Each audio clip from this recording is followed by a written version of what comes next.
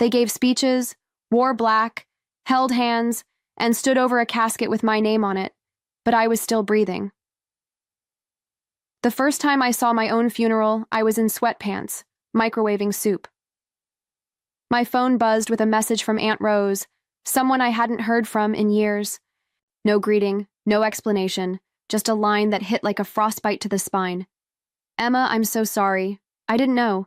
I thought you were gone. Gone? I opened the video she attached and nearly dropped the phone.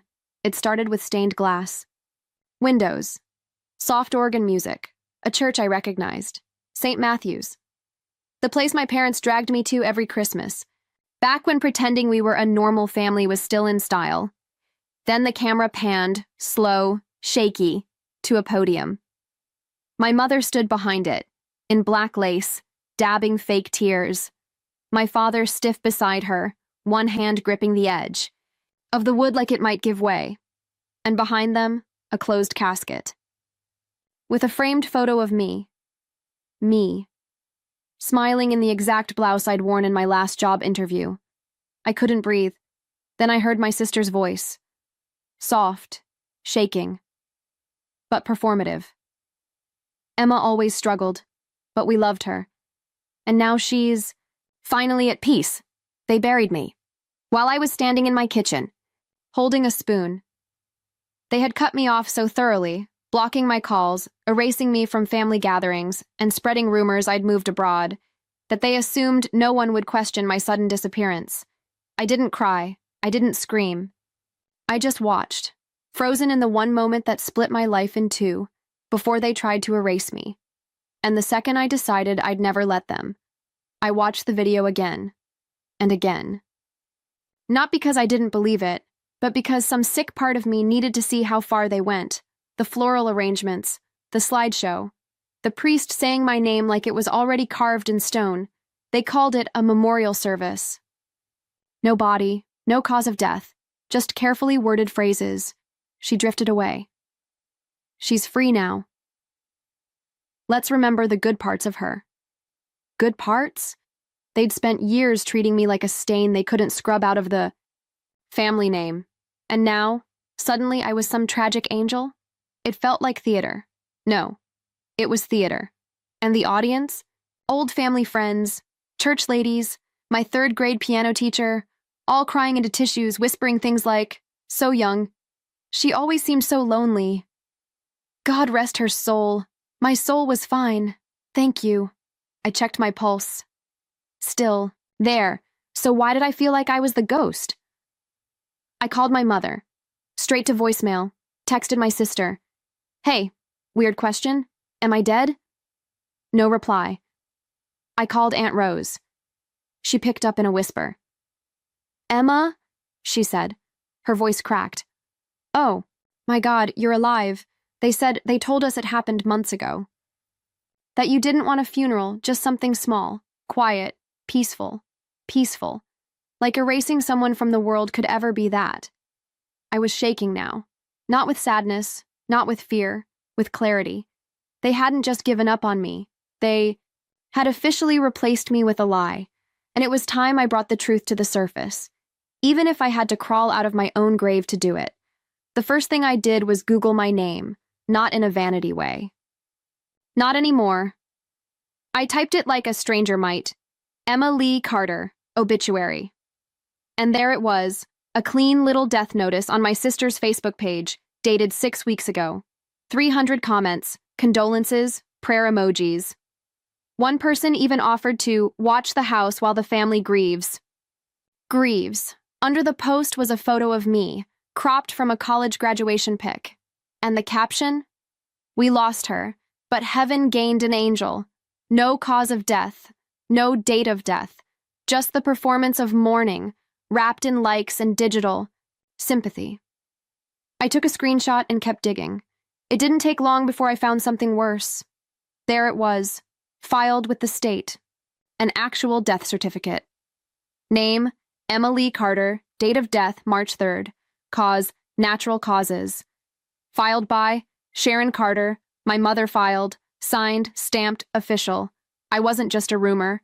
I was legally dead. My hands started to tremble. I gripped the edges of the desk just to stop myself from vomiting. This wasn't just emotional cruelty. This was premeditated. There are rules, processes, paperwork. Someone had to submit that death certificate.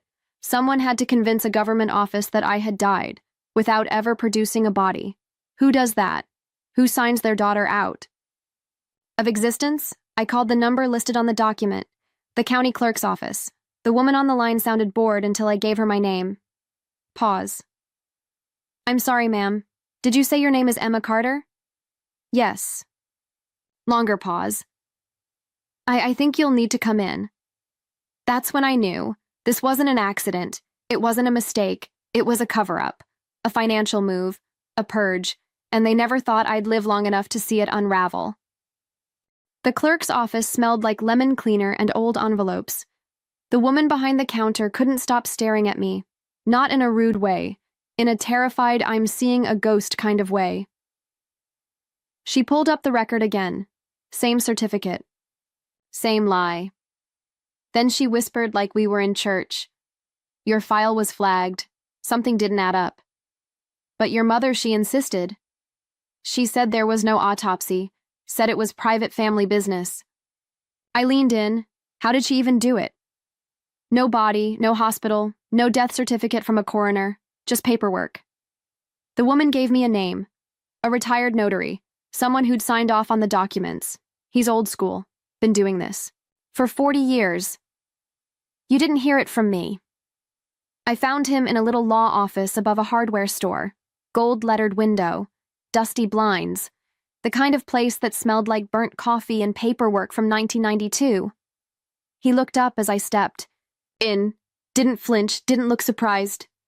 Miss Carter, he said, I was wondering when you'd show up. My skin went cold. You knew I was alive. He nodded slowly.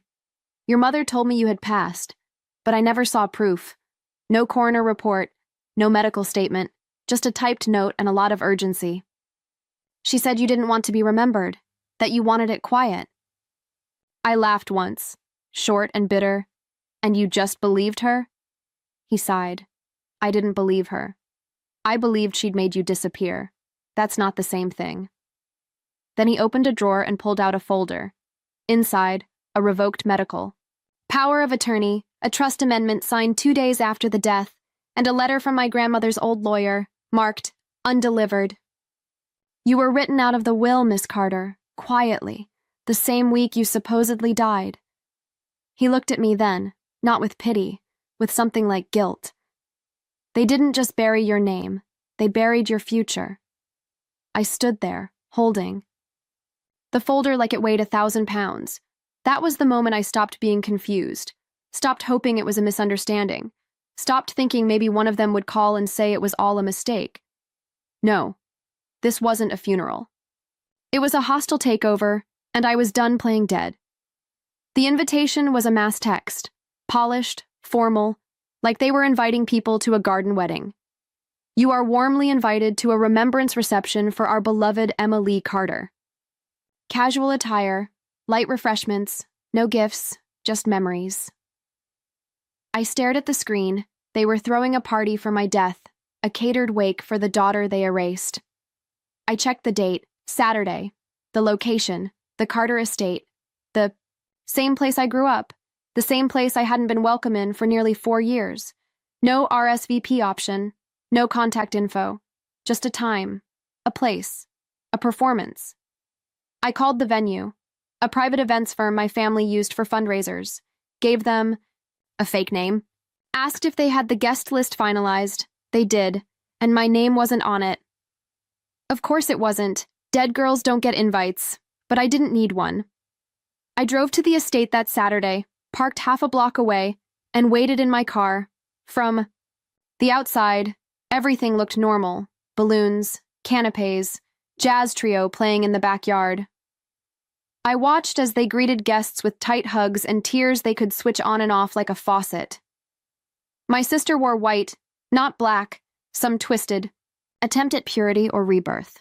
My mother looked thinner, sharper, a diamond brooch glittering on her collar like a warning. I waited until the first round of speeches had started, until the wine was poured, until the crowd had gathered under the white canopy strung with fairy lights and fake sympathy, and then I walked through the side gate. No announcement, no trumpet, no dramatic gasp, just footsteps. One by one, they turned, and it was my father, of all people, who saw me first. His mouth opened like it might form a word. But nothing came out, because what do you say to a daughter you legally declared dead when she walks into your living room breathing? I didn't raise my voice, didn't storm in, didn't cry or collapse or demand explanations. I just walked toward the center of the crowd like I was supposed to be there. Because I was. This was my funeral, after all. People froze mid-sentence. A fork clattered to the floor. The jazz trio stopped playing mid-note. My mother's hand fluttered to her chest. My sister backed up like she'd seen a corpse drag itself out of the soil, which, in their story, I had. My father, always the quiet one, finally found his voice. Emma? I tilted my head. You recognize me? That's sweet. Wasn't sure if you'd edited me out of your memory, too. A collective breath held. Then my mother tried. Oh, she tried. This is a misunderstanding. You weren't... No one said... I pulled out a manila envelope and held it up like a priest offering communion. Death certificate, filed under your name. Trust amendment, 2 days after that. And the best part? A letter from Grandma's lawyer. Marked return to sender. Gasps. One woman actually stepped back and crossed herself. You lied, I said, voice steady. You staged my death for profit. Someone started recording. I didn't care. And I'd like to know how you explained filing a death certificate with no body. Silence. Not metaphorical, literal. You could hear the wine in people's glasses settle. Then finally, my sister, ever the actress, tried her monologue. You were gone. You left us, Emma. You disappeared. We didn't know where you were. I emailed you. On your birthday. You were unstable. You said you didn't want contact. I said I wanted space. Not to be buried. Another silence. And this one? Heavy. Final. Like dirt landing on a casket. I didn't come here for revenge, I said. I came here to remind you. Dead girls don't walk. But I do. And with that, I set the envelope. Down on the dessert table, right between the lemon bars and the funeral guest book. I didn't need to slam the door. I didn't need to scream. I just walked out. Back through the gate, past the same hydrangeas I planted in 8th grade, past the neighbor's porch where we used to carve pumpkins, and into a world where I was no longer a ghost. Behind me, chaos bloomed, voices rising, chairs scraping, glass breaking, probably the wine flute my sister had been clutching like a lifeline. I got into my car and drove. No music, no destination, just air conditioning and a heartbeat that finally felt like mine again. By the time I got home, my phone was vibrating nonstop. It started with a private message. Emma? I'm sorry if this is weird, but were you just at your own funeral? Then came the clip. Someone had posted it. A 92-second video. Me standing in front of that crowd, holding up documents, delivering the line that split their lies like lightning through glass. Dead girls don't walk. But I do. It had 14,000 views by the time I opened it. 86 comments. Dozens of reposts. I scrolled in disbelief as strangers chimed in. This is the coldest comeback I've ever seen. She didn't just walk into her funeral, she owned it. Petition to make Emma Carter the face of poetic justice. Even people from my past chimed in. Old classmates, co-workers, a former roommate. Wait, this Emma? I always knew her family was off. By midnight, it hit local news. By dawn, a reporter was at my doorstep asking if I wanted to share my side. I didn't say yes, but I didn't say no. Because it wasn't just my family who saw me now, it was everyone. Thon. Obituary they wrote in lies had been rewritten. By a video. By truth. By me.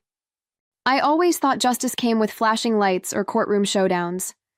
Turns out, sometimes it comes in a manila envelope, with postage, and a tracking number. 3 days after the video went viral, I received a call. Not from my family. From a state investigator. Ms. Carter? We need to talk about a death certificate filed in your name. She wasn't dramatic. She didn't gasp when I said I was alive. She just asked for documents. I sent everything. The forged death certificate, the trust fund changes, the notarized lie, and then I filed my own paperwork, petitions, revocations, fraud claims. The notary who had just followed instructions was now under review. The firm that filed the will amendment was being audited. And my parents? They were no longer speaking to the press. They'd switched from mourning to damage control so fast, it gave the public whiplash. A reporter called their behavior financial euthanasia. Another called it identity homicide. I wasn't just a headline. I was a case.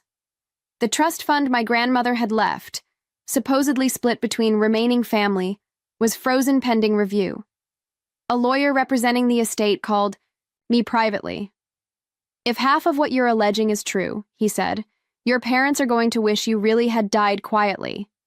And I didn't feel guilty, because this wasn't revenge. It was correction. This was for the girl who was edited, out of photos, who was silenced in group chats, who watched her own funeral on an iPhone screen. That girl was gone now, but I wasn't, and this time the paperwork was going to work for me. The trust was reinstated, my name restored. The legal vultures backed, off, their claws dulled by court orders and signatures they never thought I'd live to contest. There were headlines for a week. Daughter declared dead sues. Family for fraud. Ghost of inheritance past. Buried by blood resurrected. By law. But when the final ruling came down, when I stood in the clerk's office holding the official notice that my grandmother's original will had been reinstated, I didn't feel the fireworks. No swelling music, no slow clap, just silence. And breath and peace. The money didn't matter. Not really. Don't get me wrong. I wasn't giving it back. But it was never about that. What mattered was this. They tried to erase me. Replace me with a story that painted them as tragic, devoted, grieving souls. And I shattered it. Not with screaming, not with vengeance, with proof. With presence. With the audacity of being alive. I stood in the living room of the home that once pretended I didn't exist. And I didn't feel rage. I felt done. I didn't need to live there. Didn't need them to say sorry. Didn't need a tearful reunion or some overplayed redemption arc.